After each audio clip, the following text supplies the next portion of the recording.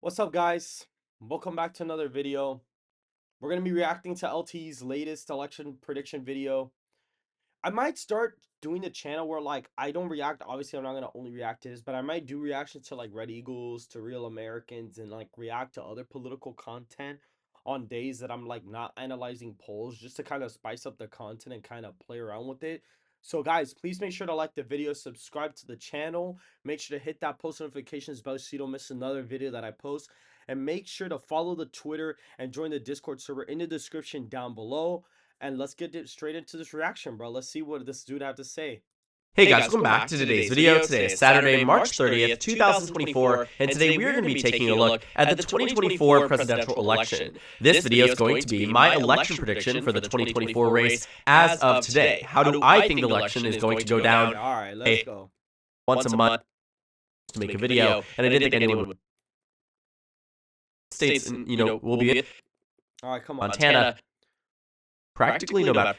So I think we are going to spend very little time talking about the states that we really don't need to be talking about. States like Illinois and Maryland that are ultimately going to go to the Democratic Party. Okay, here's the first thing. You know what's funny? That I love how he doesn't say that we need to talk about those, but I feel like we do need to talk about them because Illinois and New York are not going to be safe Democrat. I don't know what his margin is because I use D plus 15.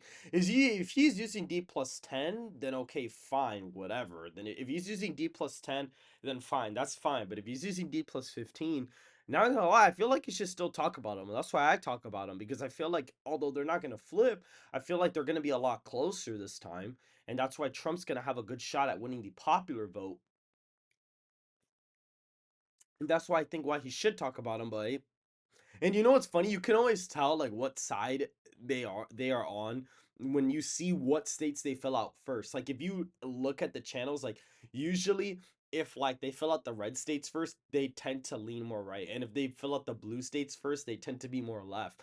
But the thing that I have with this guy is that he just won't say he's a liberal. That's the thing. He won't say that he's a Democrat or that he's a Biden supporter. He won't say it, and he'll pretend to be unbiased, but it's glaringly obvious that he is. With me, I say I'm a Trump supporter because I don't care, but come on, bro. Party practically no matter what. That's how these elections go, and that's how a number of states are decided. They've been decided for months on end going into the election.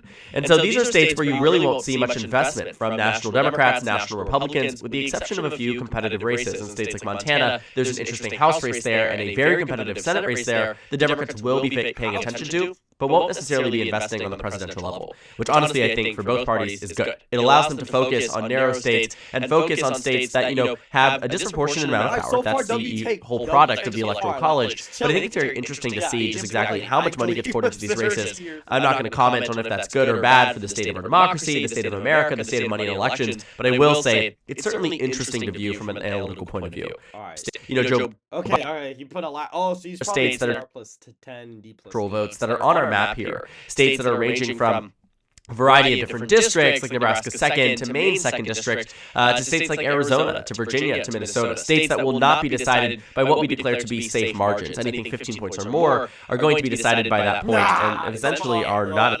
Nah, you see, he's got Illinois and New York as plus 15, bro. That's not gonna happen, bro. Illinois and New York are definitely gonna be below 15. Maybe they're 13, 14 points, but they're definitely gonna be below 15. There's no way, bro. At all within reach for the opposition party. And so we do have states, though, that do come down to what we call to be likely states. These are states where you have 1 to 5% each one. We're not stupid. Election in terms of how candidates are perceived by a lot of these states that are likely states from the last. Virginia, bro, this guy. Last race. A lot of them are going to pretty much be solidly, still voting for this candidate. The question is, for some of these states, do they narrow down? Do they get closer? Does Joe Biden make improvements? Does Donald Trump make improvements? And you can start to see that in the margin, but overall, their chance of victory here is still going to be relatively the same. States like Colorado and New Mexico also join the likely blue column. Fine, that's fine. States like Minnesota as well. Oh, Minnesota is not going to be likely, bro. I'm sorry to break it to you, buddy. Minnesota's not likely, bro. It'll be under 5. There's a large third-party vote share this cycle. RFK is going to be on the ballot. Trump's made a lot of gains in the past few years. Biden's approval rating is 14 points lower than what it was on election day. Come on, bro. New Hampshire actually, I think, is a unique one.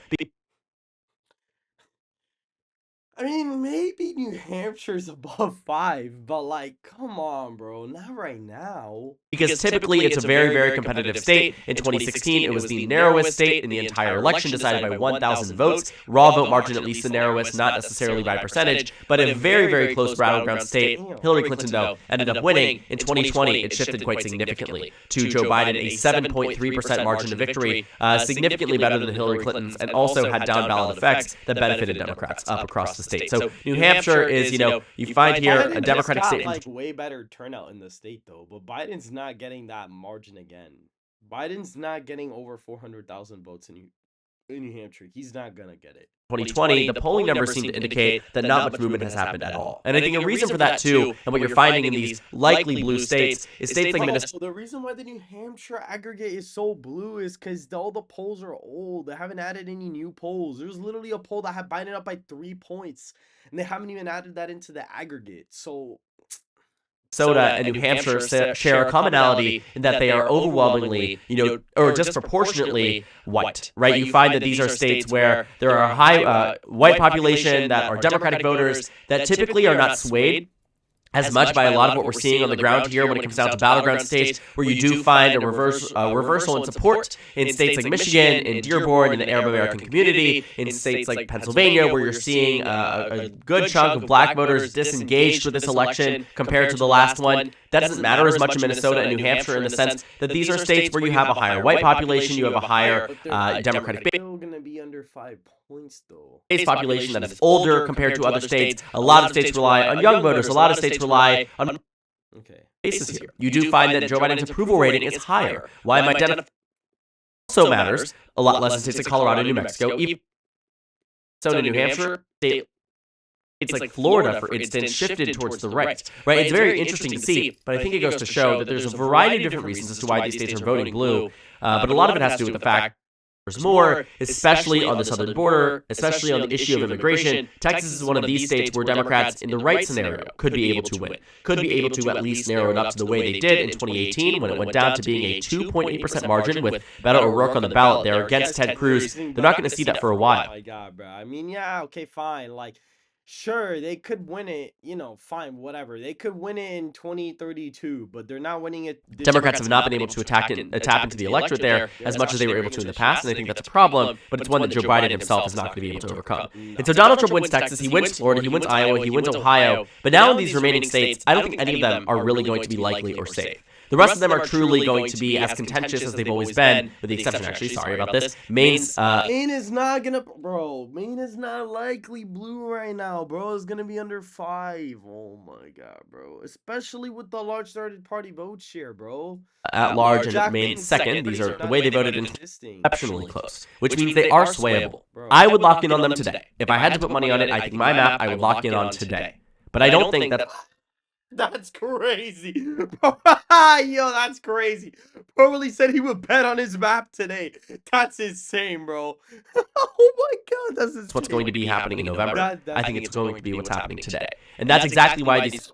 That's insane, bro. That's actually crazy. Things are so important. I think that these are the types of things that you're going to see happening on the internal of the campaign. This allows them to figure out what's our priority. What's a state where we've seen a decrease in support? I think it's going to be quite interesting. So, getting into it, not wasting any more of your time, let's start off with the states that we consider to be lean red or lean blue. Essentially, states we expect to be decided between a margin of 1 to 5%. With Georgia, I think, is going to vote to the right of North Carolina as of right now. And I know I might get... Bro, what? Bro, this guy... Bro, come on, bro. That's not going to happen. North Carolina is going to vote to the right of Georgia. Bro, what are you talking about? Attacked for that in the comments, and maybe rightfully so, depending on what happens this November. But I will say, Georgia does not have a coinciding race that can benefit Joe Biden up ballot. Essentially here, what the thinking is, because there is an unenthusiastic electorate, there is no major calls to prevent Donald Trump from winning the presidency again as there were back in 2020, that I think Georgia now, because there's no Senate race, because there's no governor's race, because there's no prominent election on the ballot here, Joe Biden is here to fend for himself.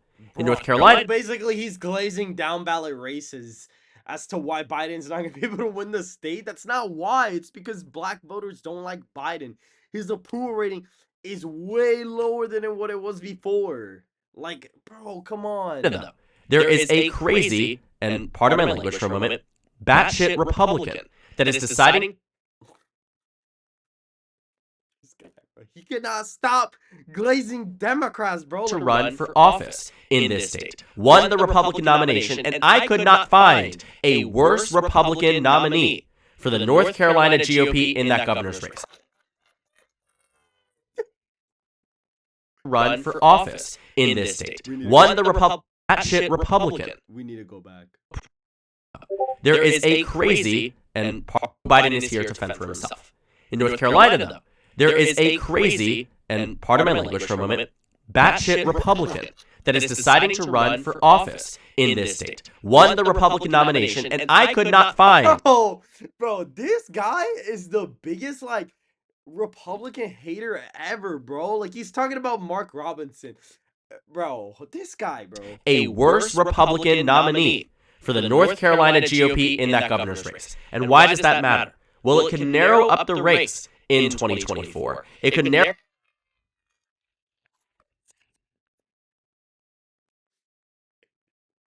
up a race that I think otherwise should be easily won by Republicans in a state that is historically very conservative. And I think that's going to be a problem here for the Republican Party, because it means there are a bunch of different issues here that will come up as problems with the North Carolina GOP. Their state superintendent candidate has called on the... Oh my God, bro, there's no way. So basically, he's saying that, bro. So he's basically saying that, okay, since Mark Robinson said a couple of words people didn't like, he's going to drag the ticket down by 2 to 3. He's going to drag Donald Trump down by 2 to 4 points? Are you serious? Bro, this is the L take, bro. Literally called on death of presidents, right? You have people here who have made insensitive remarks.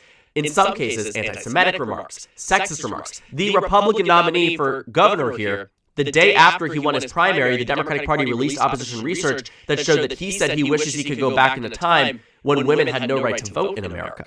That's what Democrats are working with here. And I think it genuinely will narrow up North Carolina enough that it benefits Joe Biden up to that. People are not going to care about that, bro. Now, not gonna lie, that's pretty crazy. That's kind of insane. That's pretty crazy. Like, that's insane, bro. I knew he said that, but that's crazy. But, like, bro's acting like, bro, that's not going to affect the race, bro. Like, you don't understand how electoral politics work. When you have a presidential ticket on the top of the ballot, right? So let's say, like, Donald Trump wins North Carolina. Mark Robinson is probably not going to lose the North Carolina governor's race. Like, because Trump carries the rest of the ticket. Same way, like, if Biden wins Colorado, a bunch of Colorado seats are going to go blue because Biden is winning the state. Like, if Trump were to hypothetically make New York closer because he's campaigning there, he's going to make a couple of House races probably stay Republican because he's helping the down ballot effects there. Like, there's no such thing that in recent history, there has never been a thing where a governor ticket has dragged down the top of a ticket in a presidential race. And on top of that, a lot of people don't really give a crap. Now, again, I know North Carolina really prefers their Democratic governors. Like, I know they do. I know they prefer their Democratic governors. But if Trump is winning the state by 3 or 4.5, like I've been saying, I don't think Mark Robinson will lose. Now, again, it's going to be close. Like, Mark Robinson will probably win by like a point or something like that. But, like, bro, come on. Ballot. I think that's going to be a very interesting phenomenon that will be unique to this election because that's historically not been the case. But I think it will happen in states like North Carolina, and not just here. In states like Pennsylvania, Michigan, Wisconsin, where you have Senate races on the ballot, popular Democrats on the ballot that are expected to do tremendously better than Joe Biden. And I think it will narrowly help him. And that's why I think North Carolina right now will vote to the left of Georgia. But of course, time will tell, and I haven't always been right about North Carolina. I said that it was going to go blue in 2020, but, I'll take that, and we'll see what happens. So, hear me for the rest of the states. I know I got that right. Oh, again, you might disagree with me, and I'd love to hear your opinion on this, of course, in the comment section. But I think where we are right now, we're now down to states that can't be decided by lean margins. I think Nebraska's 2nd district, I probably should have done this way earlier on. I wanted to spend more time talking about it because I think it will... Likely Nebraska second. Why? Why is it no? Likely Nebraska second. Are you kidding me? There's no way. There's actually no way. Bro, they redrew the districts for it to be more Republican. Bro, Biden's approval rating is down 12, 15 points from election day, bro. Bro, there's no way that, bro. Will be interesting if it does in fact narrow up. It's a likely blue state district. I should have characterized that. I apologize. I will say that in the map you are going to see, I think it will matter a lot more. It's not going to be a tie or anything like that, but I think it will certainly make an impact if we do start to see some states shifting over, which you'll know exactly what I'm talking about. I'll talk about it right at the end. I don't want to spoil it, but let's keep going. So in these remaining 61 electoral votes, these are also states that I think Democrats and Republicans both think they have very, very good shots at winning. And they're right. These are states that have been extremely competitive in the past few election cycles and also just recently have shown that they aren't exactly enthusiastic about Joe Biden, but they have not capturing Pennsylvania and Nevada and Arizona. There's significant room for growth here for Joe Biden, and I will say he probably is going to get it as we get closer to the election cycle. But again, as of right now, Donald Trump is in a good spot. Donald Trump is in a good spot right now. I think he wins the state of Arizona. That's not changing from my last prediction. I think it's going to be very close. It's 11 electoral votes here. I mean, that's Democrats have right now. So honestly, W take. I mean, shocked us before. I think they could do it again. But right now, you are seeing a state that Joe Biden won, get this, by 0.23%. I'm not going to say here is going to be a state that you are going to find, or 0.27%, something like that. Very, very, very close. Donald Trump is probably going to win it right now. You've seen improvements, you've seen increases in support with Latino voters, not only in Arizona, but across the country, in states like Nevada, in Florida, in Texas. It's a consistent thing, and it's a problem that Democrats need to come back. But right now, the state of Arizona, I believe, leans right. With it, I think this might be more surprising. My last prediction, I had Nevada blue. I no longer think that is the case. Nevada has seen a since... Bro, he finally flipped. Bro, he's had Nevada blue forever. Oh my God, he was so ready. He was not ready for the truth, bro. He was not ready for tilt red Nevada, bro. He was not ready for it, bro. This is literally looking like my map, except I have Minnesota, Virginia, and New Hampshire and Maine. I have them all lean. So, I don't know, bro. Maybe he's... recent influx in support for Donald Trump. I think a lot of it has to do with the fact that there is now a reversion in support from Latino voters that are now turning towards the Republican Party. Democrats, though, have a very strong track record here. I very, very, very rarely bet against Democrats in Nevada. I didn't in the 2022 midterms. I didn't in the 2020 election. I didn't in 2018 either. I tend not to because I know that the Democratic force here is amongst the most powerful. But I will say, the numbers I'm seeing here are alarming. Jackie Rosen is significantly outperforming Joe Biden, and it doesn't seem like it's going to be close on the presidential. I think it will be. I think Donald Trump will win this state by less than a point, but Joe Biden absolutely has a chance of victory. But as of right now, if I was to call it, I'd say Nevada's going red. And so that's our first flip right now, going towards the Republican Party from the last prediction. The last one I had Nevada blue, but we probably aren't going to see much else. Arizona, Georgia flips to the Republican column from the 2020 election, but Nevada's the one where we've seen now an improvement for Trump over the past month. I will say, though, his improvements aren't uniform. In fact, there are some states where you are going to see that the shifts here are moving in the opposite direction. To start off strong, we have the state of Pennsylvania, which is a state that I would put now in the...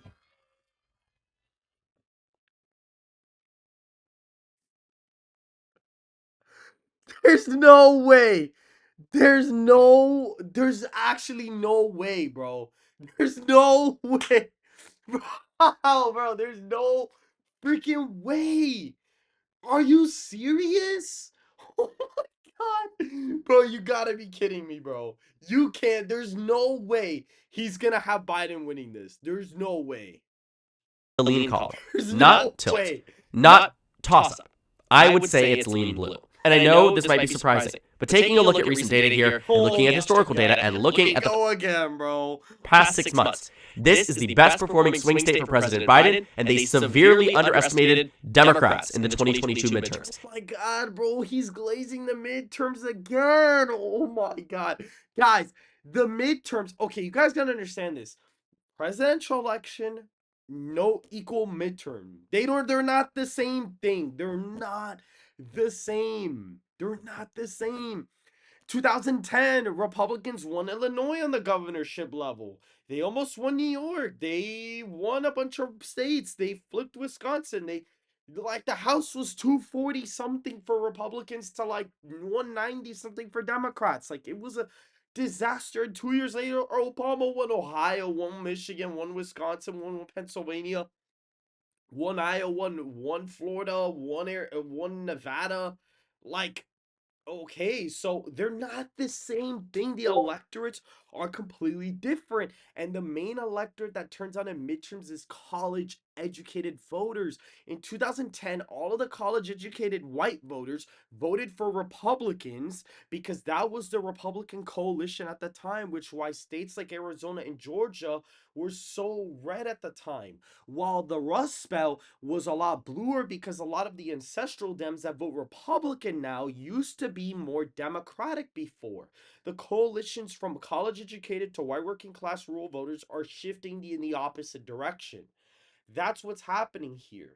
But Donald Trump rewrote the electoral map in order to say, okay, I'm going to lose a few points in Texas in some places, and I'm going to lose a Colorado or Virginia, but I'm going to make it up in places like Florida. I'm going to make it up in North Carolina. I'm going to make it up in Michigan, Wisconsin, Pennsylvania, and I'm going to eventually, and he probably thought about this too as a long-term game, I'm going to make up points in Nevada as well. So that's what he was probably thinking in his mind, like, okay, even though I'm going to lose some points here, I can still hold some states, but expand the battleground map up here. So he basically played 4D chess in 2016.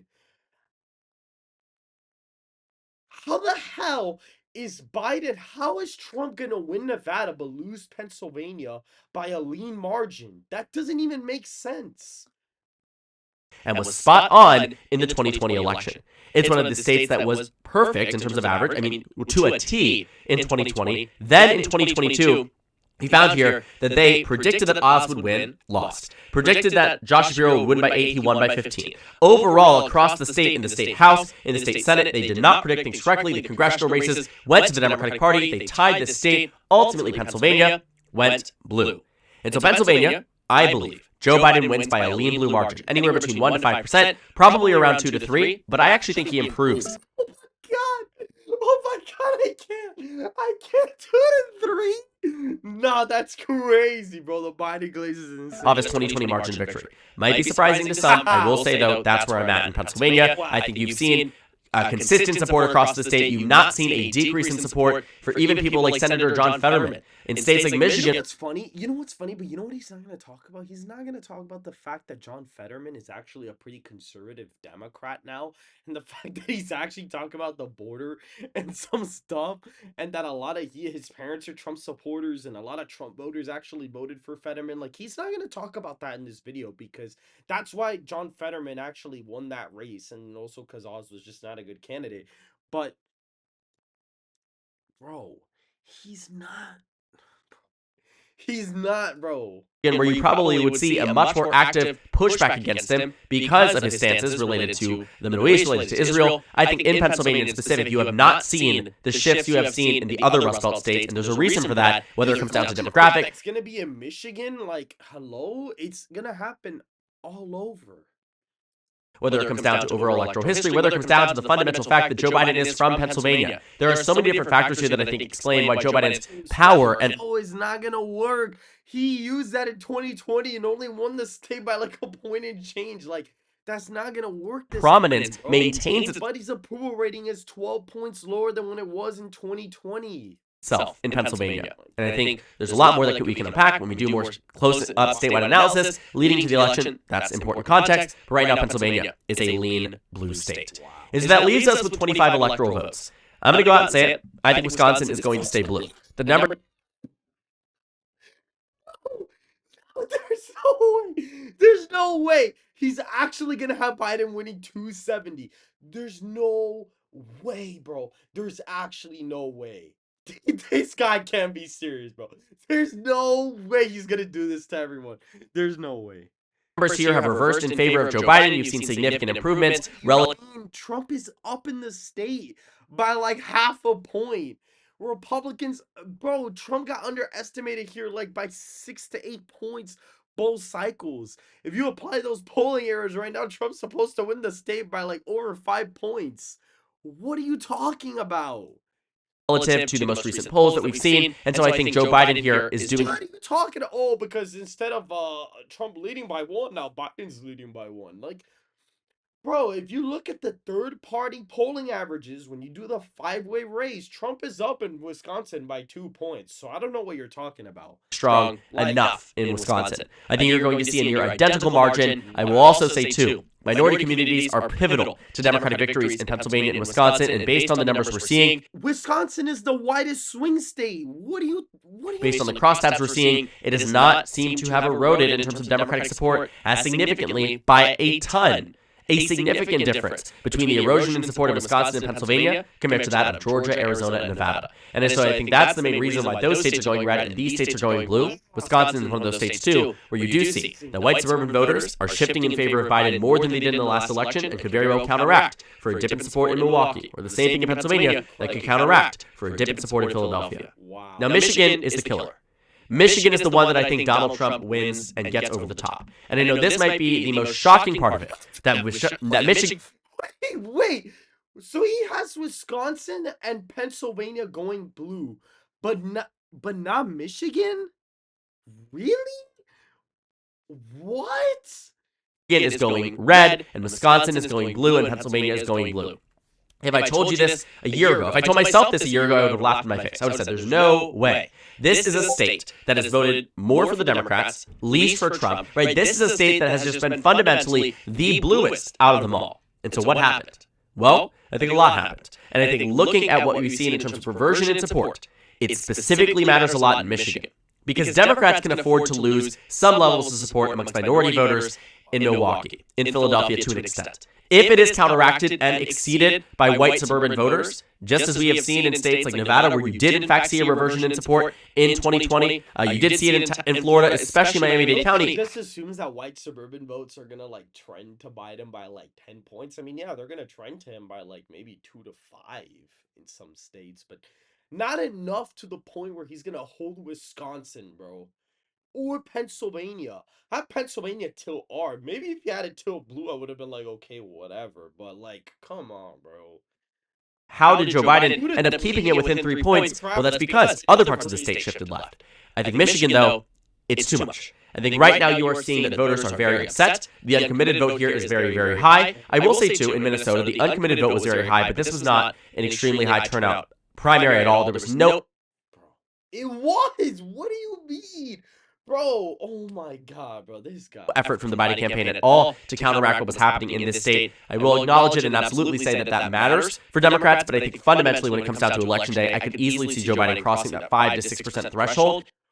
But that's insane, bro. That's crazy, bro. That's crazy. So he's like, oh, in Michigan, the uncommitted vote's gonna kill him, but in Minnesota, it doesn't really matter. Like, what? Like, why is he picking and choosing where the vote's gonna affect him?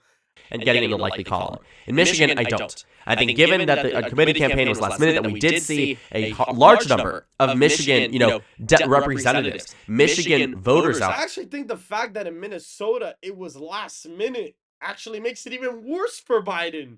The fact that it's last minute makes it even worse for him.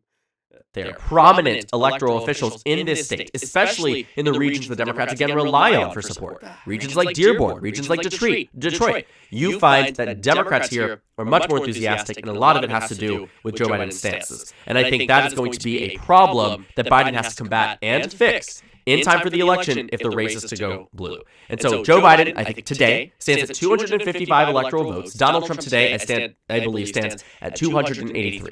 It's going to be a close race. It's going to be exceptionally close. We are probably going to be up for hours on end into the early, probably late hours of the morning, honestly, watching these election results pour in. Wisconsin, Michigan, Arizona, Nevada, these are states, though, that are amongst the closest. These are the tilt states, and genuinely could go either way, which means as of right now, it's anybody's race to win. Donald Trump may have the upper hand now, but come November, only time will tell, but I don't know if the map will look this way. I genuinely don't believe it will. I think we're going to see a lot more states shifting in favor of the Democratic Party, of the Republican Party, depending on what happens between now and November 5th. But as of today, March 30th, 2024, this is my election prediction, and you're free to agree or disagree. Please let me know down in the comment section. I'd be very interested to see. Bro, what an L take, bro. I mean, okay, fine, yes, Trump winning, but like, what the hell is this? So likely Minnesota, even though he says the uncommitted vote doesn't affect him there, but in Michigan it does. I don't know how that works. New Hampshire's lean, Virginia are likely, Virginia's likely, but he has Pennsylvania lean? How does that even make sense, bro? Like, turnout is not going to be as high as it was in 2020. We all know that. And Biden's definitely not getting the same numbers in any state. So, how are you going to tell me that he's going to win Pennsylvania by 3 points, but loses Michigan by a tilt margin? Like, how does that happen? That's not going to happen, bro. You think about this map. When anyone thinks about this map, but as of today, this is where I'd lock in. Donald Trump 283, Joe Biden. I have Trump winning, bro. This is insane, bro. I'm not gonna even react to that because honestly, that's crazy, bro. But like, my map is lean R Wisconsin. I have Trump winning it by like 2 points. Michigan goes to R. I have him winning it by like 0.5. Pennsylvania goes 0.8 Republican. I have Arizona at like 0.3. And I have Nevada at like 0.4 ish, 0.6, around that range. That's what I have it at. And Georgia's like at a 2, 3 point win for Trump. And I have North Carolina at like 4.5 right now. That's what I have it at. Bro, this map is crazy, bro. This is insane, bro. Like, what is this map, bro? Wow. Wow, bro. Anyways, guys, if you guys did enjoy the video, please hit that like button, subscribe to the channel, make sure to hit the post bell notifications so you don't miss another video that I post. Make sure to follow the Twitter and join the Discord server in the description down below. And I hope to see you guys very, very soon.